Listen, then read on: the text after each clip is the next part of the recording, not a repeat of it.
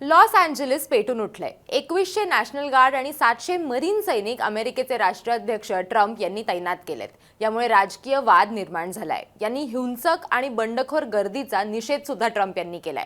अमेरिकेतील दुसरं सर्वात मोठं शहर असलेल्या लॉस एंजेलिसमध्ये अनेक वाहनांना आग लावण्यात आली आहे अशी माहिती सुद्धा समोर आली आहे। तसंच अनेक ठिकाणी लूटमारीच्या बातम्या सुद्धा येत आहेत। पण हे सगळं नेमकं का सुरू आहे आणि भारतीय लोकांना देखील याचा परिणाम भोगावा लागणार आहे का असा प्रश्न विचारला जातोय। तेच या व्हिडिओतून आपण समजून घेणार आहोत। नमस्कार, मी देवयानी आणि तुम्ही बघताय मुंबई तक। 6 तारखेला ट्रम्प यांच्या हद्दपारी धोरणाअंतर्गत अमेरिकेतील लॉस एंजेलिसमध्ये बेकायदेशीर स्थलांतरांविरोधात छापा टाकण्यात आला। या छाप्याविरोधात निदर्शनं सुरू झाली। ही निदर्शनं 8 जून 2025 रोजी हिंसक झाली।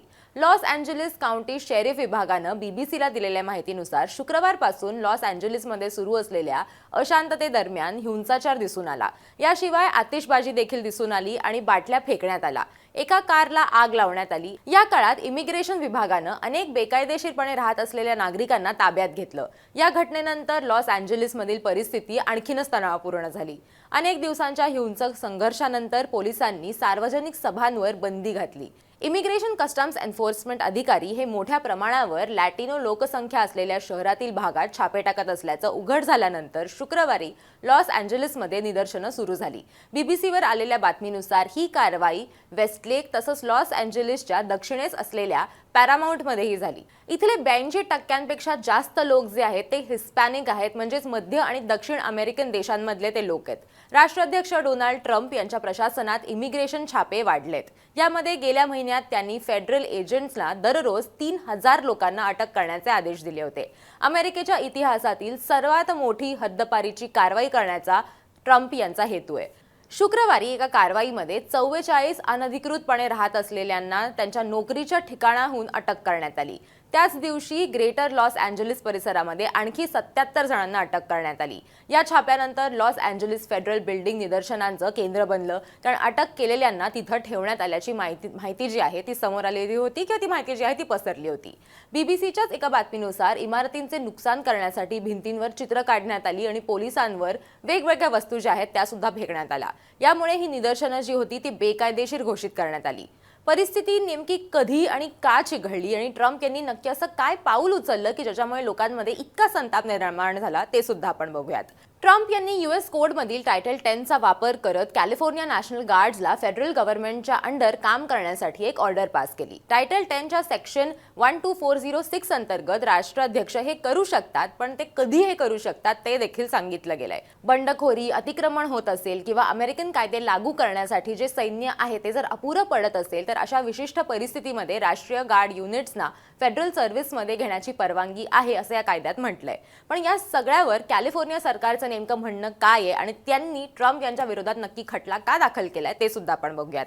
खटल्यात कॅलिफोर्निया सरकारनं असं म्हटलंय की विशिष्ट परिस्थितीत सैन्य तैनात करण्याचे अधिकार राष्ट्रपतींना आहेत।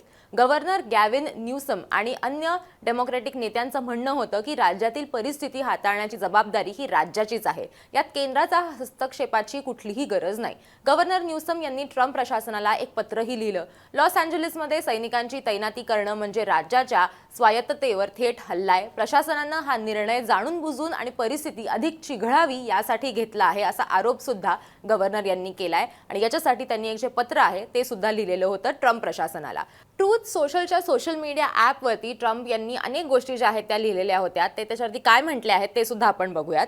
Governor Gavin Newsom and mayor Bass should apologize to the people of Los Angeles for the absolutely horrible job that they have done, and this now includes the ongoing LA riots. These are not protesters, they are troublemakers. Remember, no masks. असं सुद्धा Trump यांनी लिहिलेलं आहे। त्यांचं असं म्हणणं होतं की यांनी अतिशय वाईट काम जे आहे ते त्यांनी एलएमध्ये केलेलं आहे असं ट्रम्पनी त्यांच्या विविध ट्विट्समध्ये किंवा त्यांच्या ट्रूथ सोशल या ॲपवरती त्यांनी लिहिलेलं होतं। या सगळ्याचा फटका जो आहे तो भारतीयांना बसणार आहे का, हा मुळात एक महत्त्वाचा प्रश्न आहे तो विचारला जातोय। तर एलएमध्ये 0.9% भारतीय आहेत, म्हणजे तिथल्या भारतीयांची संख्या ही अतिशय कमी आहे। त्याच्यामुळे सध्या भारतीयांना थेट याचा फटका बसणार आहे असं आपण म्हणू शकत नाही। ही आकडेवारी जी आहे ती युनायटेड स्टेट्सच्या वेबसाईटवरनंच घेतलेली आहे। ही 2023 ची आकडेवारी आहे। पण एक गोष्ट लक्षात घेणं गरजेचं आहे की ट्रम्प यांनी त्यांचे इमिग्रेशन लॉज जे आहेत ते अतिशय स्ट्रिक्ट केलेले आहेत. ज्या वेळेला ट्रम्प सत्तेत आले त्यावेळेला त्यांनी असं म्हटलेलं होतं की अमेरिका फर्स्ट हाच माझा उद्देश असणार आहे, अमेरिकेतल्या लोकांना सगळ्यात जास्त संधी मिळावी हा माझा प्रयत्न असणार आहे आणि जे कोणी अमेरिकेत इल्लिगली राहत आहेत त्यांना इकडनं बाहेर काढण्यात येणार आहे. आम्ही स्ट्रिक्ट रूल्स जे आहेत ते फॉलो करणार आहोत असं सुद्धा ट्रम्प यांनी सांगितलेलं होतं. त्याच्यामुळे तिथल्या भारतीयांना सुद्धा कुठेतरी एक धाकधूक जी आहे, एक भीती जी आहे ती त्यांच्या मनात राहणार आहे. पण जर त्यांचं डॉक्युमेंटेशन बरोबर असेल, तुमचा जर व्हिसा बरोबर असेल तर भारतीयांना सध्या तरी घाबरण्याची कुठलीही गरज उद्भवलेली नाहीये.